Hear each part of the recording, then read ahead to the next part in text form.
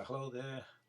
I'm going to do this presentation on the Second Congo War.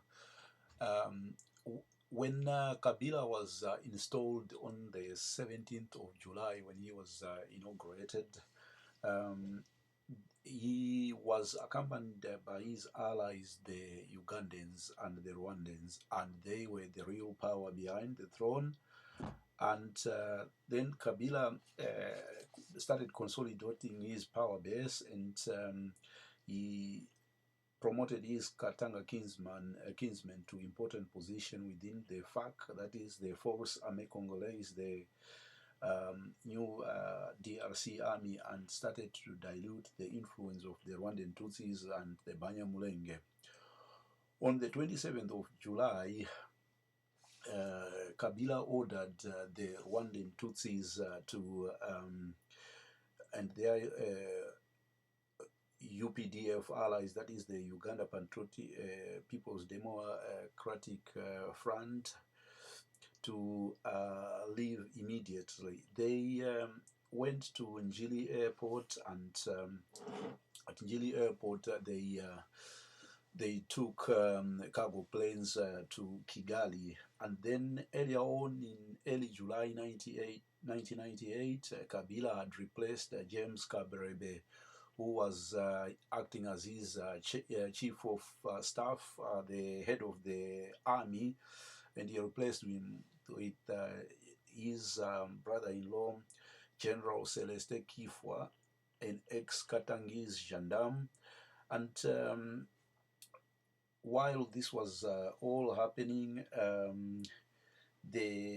on the 2nd of August 1998, General Sylvain Mbuki, commanding officer of the 10th FARC Brigade, and his deputy Jean-Pierre Ondekane went on Goma TV, the RTNC, that is the Radio Télévision Nationale Congolaise, the local station based in Goma, and they announced that they had essentially mutinied and were going to remove President Kabila from power.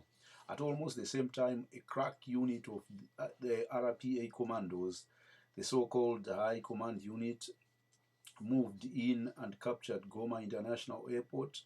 Once the airport was captured, the commandos were followed by a light infantry unit of the RPA, that is the Rwanda Patriotic Army, an artillery unit of the UPDF, that is the Uganda People's Defense Force, and the following day, on the 5th of August, the Rwandans hijacked 4 civilian airliners and their pilots, a Goma Air Boeing 727, a Blue Lines Boeing 727, a Congo Air Cargo Boeing 707, and an Air Atlantic Cargo Boeing 707. The airliners flew 2,000 kilometers east to Kitona Air Force Base on the DRC's Atlantic coast and arrived on the morning of the 4th of August. The 4 civilian airliners made at least 8 flights, bringing in reinforcements and supplies. Kabarebe convinced the ex-FARs and their men to join him, and considering the conditions they were enduring, they were detained at Kitona Air Force Base, and they were undergoing what Kabila called re-education, and they obligingly defected because of the inhumane conditions they were forced to live under. The Kabarebe are the force now consisting of 3,000 Rwandans, 10,000 ex-FARs, that is the Force Armée Zairoise, Mobutu's old army, and then the members of old soldiers of the Division Special Presidentielle, the DSP, that is the soldiers guarding President, who were guarding President Mobutu, and then the ex-AFDL officers and soldiers. On the 5th of August 1998, Kabarebe captured Mwanda and then went for the port of Banana. Kabarebe met little resistance, mainly from FARC units composed mostly of Kadogos. the Rwandans went on to loot banks and warehouses, and then on the 7th of August 98, Kabarebe's force captured Goma 100 kilometers east of Kitona, where the local FARC units put up fierce resistance, but to no avail. When they later succumbed on, the RDF and UPDF troops looted whatever they could lay their hands on. They killed 22 civilians and then headed dozens of women to the Premier Basing Hotel, which had been requisitioned by Kabarebe as his headquarters, and they went on to repeatedly rape the local women. And then on the 13th, Kabarebe advanced to the giant hydroelectric plant, the Inga Dam, and here they went on to occupy the plant, and they switched off the electricity supply to Kinshasa, and plunging the Kinshasa and the adjacent Lower Congo province into darkness. And while this was happening, on the diplomatic front, on the 8th of August, President Nyoma of Namibia convened a special summit of the SADC with Presidents Robert Mugabe, Laurent Desire Kabila, Pasteur Bizimungu of Rwanda, Yoweri Museveni of Uganda, Frederick Chiluba of Zambia, and Benjamin Mkapa of Tanzania met in Victoria Falls, and the Rwandans and their Ugandan allies had already launched Operation Kitona, and as we have seen, and they had Kinshasa as their prize. They were convinced that it was a matter of days before Kinshasa fell, so they were not interested in any diplomatic solution to the crisis, and they did not want a ceasefire. The Rwandans thought Angola would stay out of the war. Museveni had sent a letter to Dos Santos 3 days after landing in Kitona, where they told him not to worry, everything will be okay.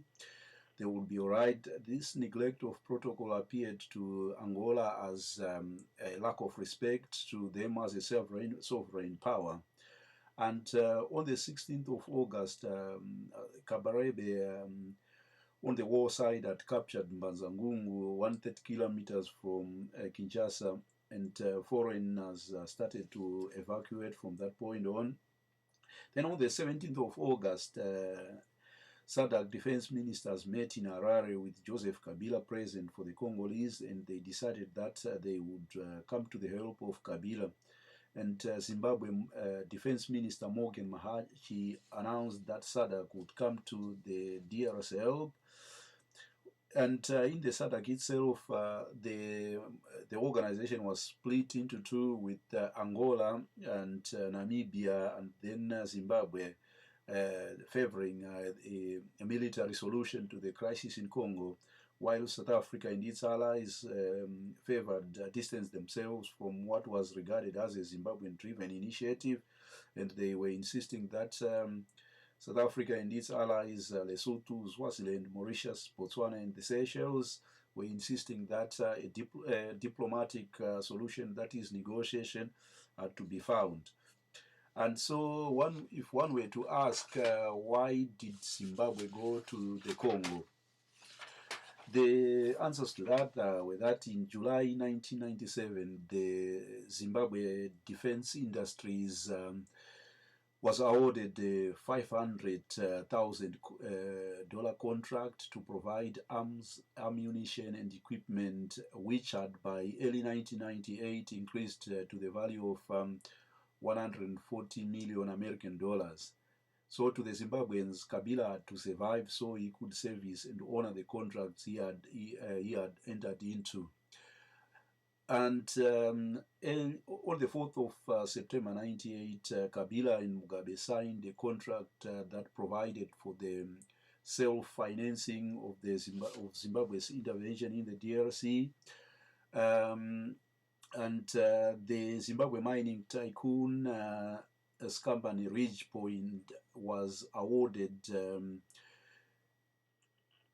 a stake in Gécamines, Gécamines, the state-owned copper and cobalt giant, and as we have seen, the Ridgepoint was awarded 37.5% in Gécamines, and of course, Billy Rottenbach got the contract. He was the favorite of the political elite's favorite tycoon in Harare, and alongside that, there was a provision that 30% of Gécamines' profits were earmarked for financing some war effort, and this, the power authority in Zimbabwe signed a contract to double its power import from the giant Inga Dam at a very low cost, and the state mining entity, the state farming entity, ADA, was was given 500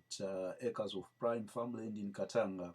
And then Osleg, a company set up by military top brass, was given the Chibwa and Senga Senga diamond mines. And so on the war front, on the 19th of August, Air Chief Marshal Terence Shiri sent 400 troops to defend Njili Airport. And on the 21st of August, President Dos Santos of Angola ordered his troops, led by General João de Matos, and they were stationed in Cabinda to attack the Rwanda Patriotic Army from where they were based in Kitona.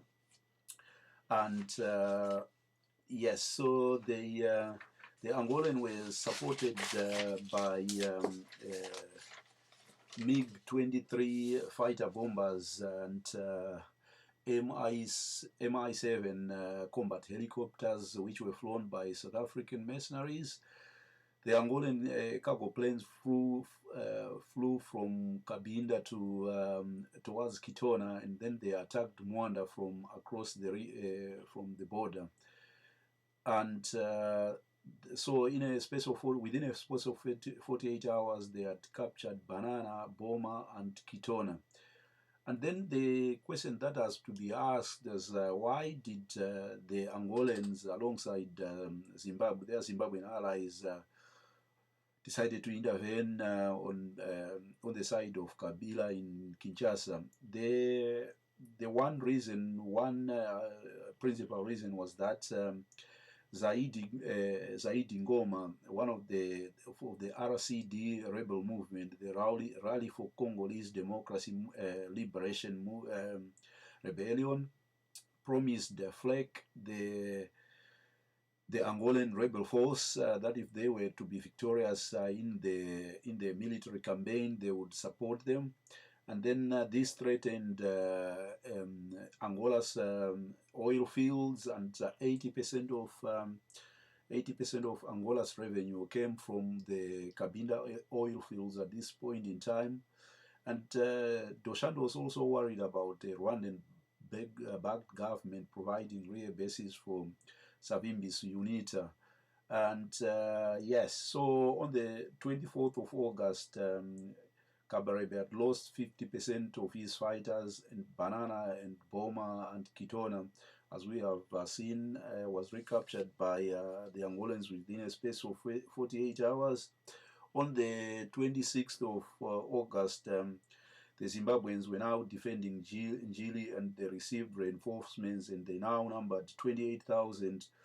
And by 28 August, they retook control of Njili Airport and the surrounding suburbs. And so just to go back a bit, on August 22, Chief Marshal Terence Shiri had 15 Cascavel armored cars 16 Lynx helicopter gunships, and Hawk combat fighter jets, and all from the Air Force of Zimbabwe.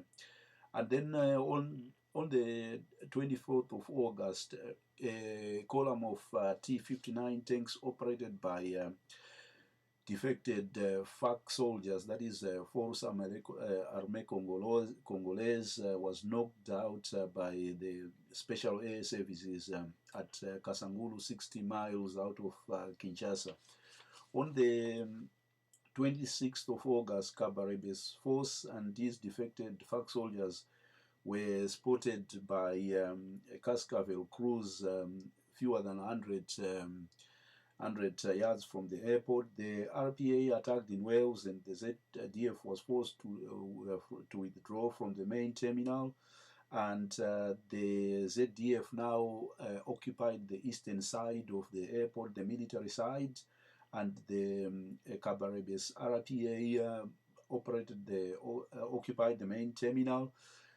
The Zimbabweans had one advantage in that besides the occupying the military side of the airport, they were in control of the control tower, and they had snipers and special forces occupying the control tower, and they managed to repulse wave after wave of the Rwandan attacks. And then on the heaviest fighting erupted on the morning of the 27th, when Kabarebe deployed his last few remaining Type 262 light tanks and anti-aircraft guns, and the Zimbabweans, supported by Cascavels and the Special Forces SAS, they routed the first wave, while the AFZ, Air Force of Zimbabwe's fighter bombers and the helicopters flew one strike after the other. And then while all this was happening, President Kabila was now behind enemy lines, and was literally confined to the Palace of the People, that is in Gombe, the central business district of Kinshasa, and two Alouette G cars, that is Alouette gunships, were sent from Gili across the city to the Palais du Peuple, and they were given the task of extracting President Kabila from behind enemy lines back to Njili Airport. Once he was back at the Njili Airport,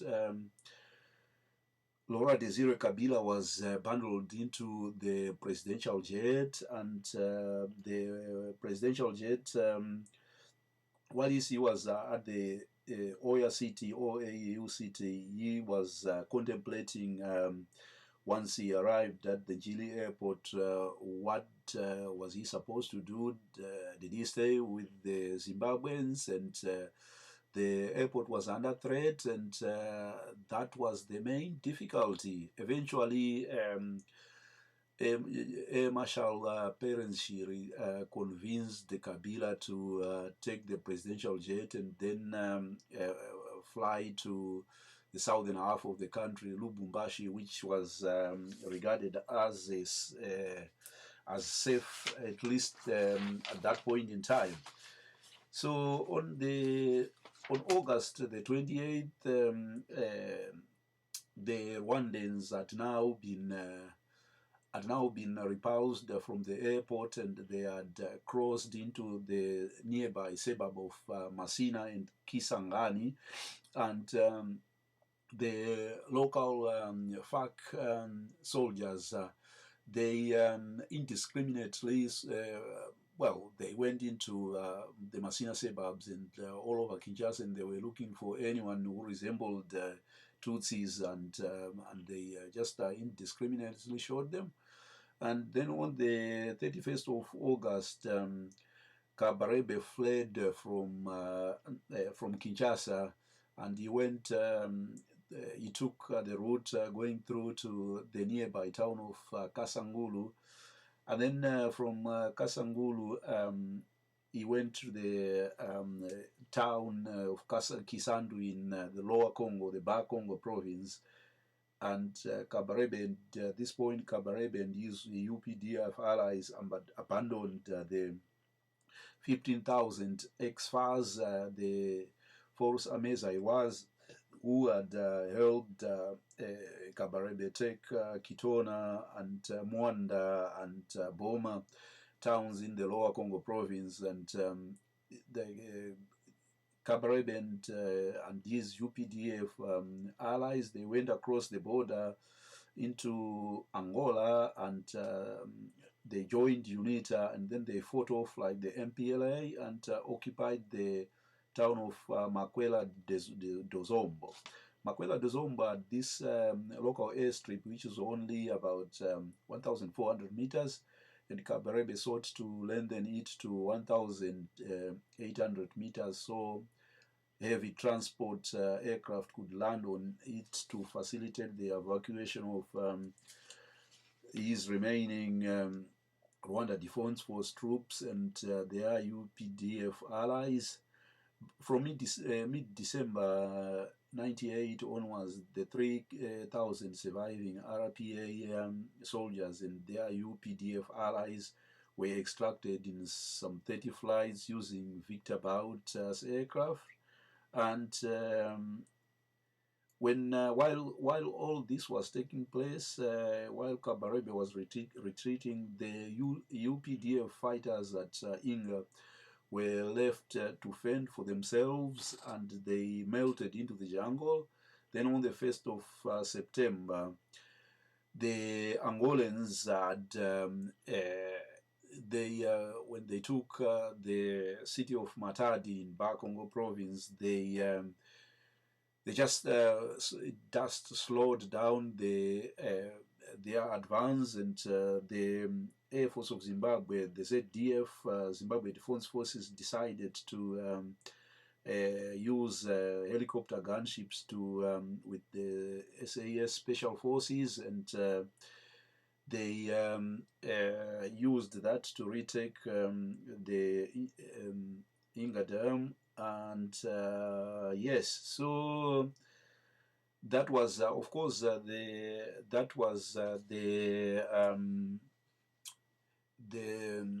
battle for Kinshasa.